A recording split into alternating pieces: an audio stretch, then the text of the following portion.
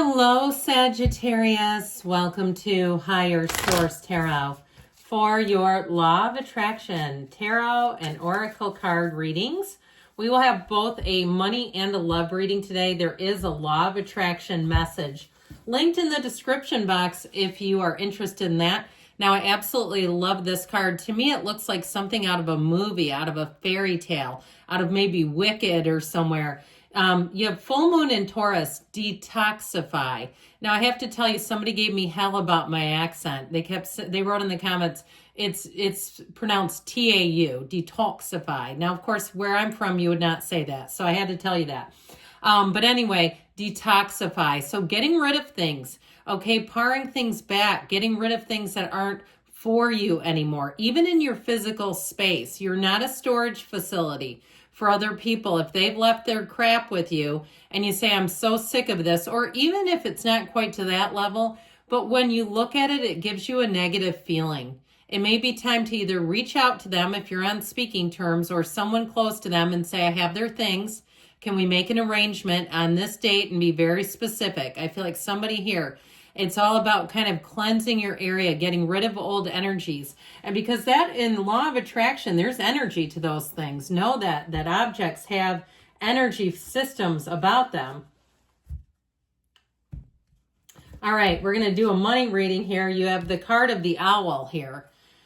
There are spiritual messages and great wisdom to be found during this period of transition. So even if it was an unexpected transition, something you were not quite prepared for, I do feel like they're trying to tell you that there are more messages, perhaps from your spiritual team, coming in.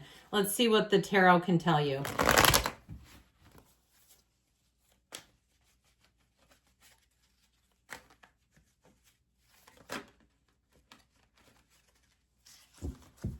All right.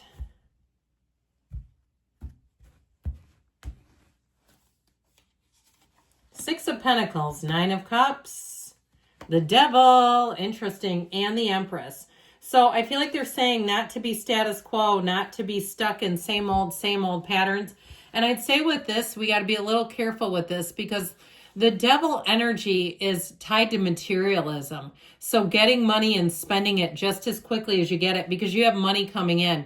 And I also feel like, too, something about this, be careful what you wish for. If you go on a vacation, if you have a vacation planned, not getting really super drunk or overeating to the point that you come back and you say, it was 15 pounds less when I left. I feel like somebody here, they're giving you a bit of a warning about not overindulging. Like you got money coming in and you got good times ahead. But that Devil energy, when it shows up, is a limited energy. And again, it can be enslaved to the material.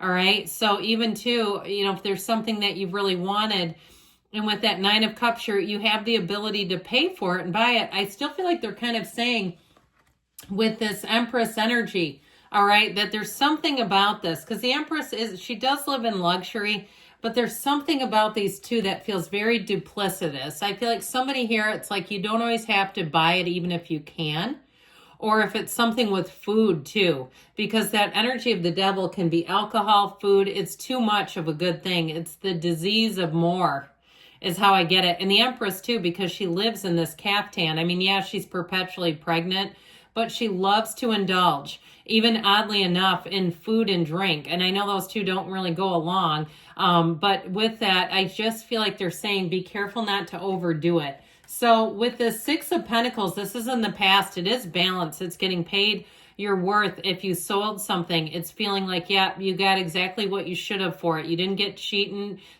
You didn't get undercut or something like that. I feel like in the past you were right on target. There's nothing really concerning about the Six of Pentacles in general. But I do just keep getting this thing where they keep ratcheting this up. Now, the Nine of Cups is hospitality. It can be for some of you, again, a vacation coming in. But I still feel like they want you to take a measured approach. This is not go hog wild. on anything. All right. I just feel like it's that there's a feeling of happiness that feels a bit fleeting. Like it was good until I ruined it, is what I heard. All right. So like if you tend to be that way, a little bit carefree with money, and you know, Sagittarius, you're known as the life of the party. This is like buying rounds of drinks for strangers. That's what the reading is like. And so, or even doing too much, okay, extending your finances in a way that perhaps you can't really afford. I just feel like they're trying to give you a bit of a nudge to be cautious. So I mentioned before this devil energy. It can be toxic old habits, and too much of any good thing is just too much. All right, I mean, I love pizza, but too much pizza and you're getting on your left side and saying, mercy, I won't do that again.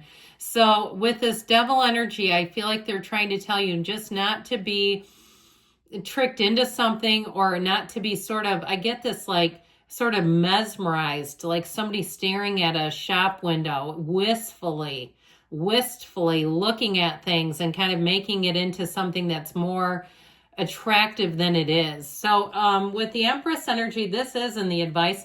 Now the Empress is the multiplier of forms and ideas. It's a very creative energy. So I also feel like too, they're telling you if you have an idea for a side hustle or some kind of a money-making idea, it's time to get busy and focused on that, because this is about money coming in, but you've got to do it in a creative way, and in a way, again, where you don't just go off the deep end, all right? So I feel like you have money coming in, but they're kind of giving some caution to not just being crazy with it. All right, so let's not get into the same patterns, right? All right, we're going to hear about love now.